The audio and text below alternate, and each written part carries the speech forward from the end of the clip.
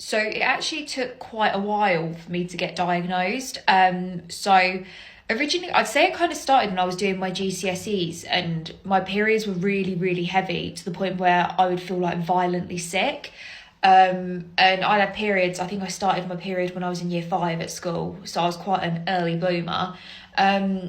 So I was kind of used to having periods, and then they weren't coming as regularly, but when they did come, they were like really, really heavy.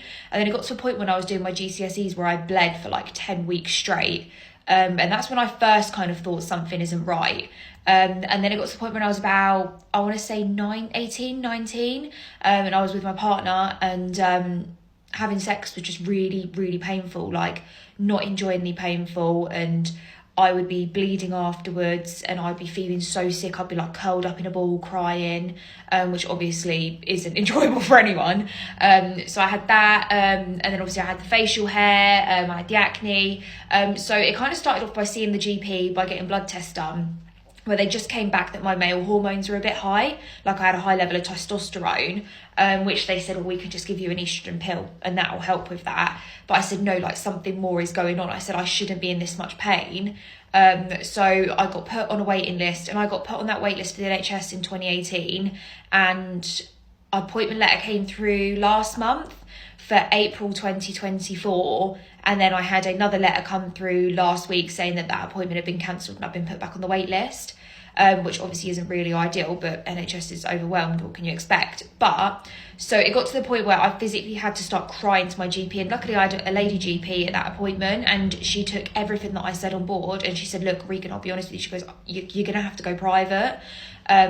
So I was in the fortunate enough position that my mum and dad were able to help me with that. I know not everyone is as fortunate as that. So I went and saw a private consultant where I had blood tests done, had an MRI, internal ultrasound. I had all these scans done, and they said, yep, you've definitely got polycystic ovaries. I said, but that's not it. I said, I'm telling you I've got endometriosis, but endo, you have to have a laparoscopy to have it diagnosed. So I was just in so much discomfort and pain that it was starting to affect my school and uni and work. So we had to pay to have the laparoscopy done, which came back that it was on my bowel, my bladder, my ovary, and my uterus, I want to say. So I had all that removed.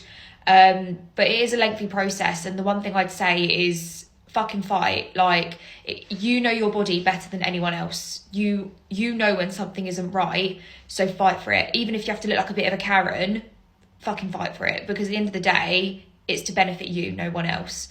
But yeah, if you think you've got those symptoms, definitely get it checked, because I think it's 1 in 11 or 1 in 7 women have endometriosis and polycystic ovary syndrome, so get yourself checked.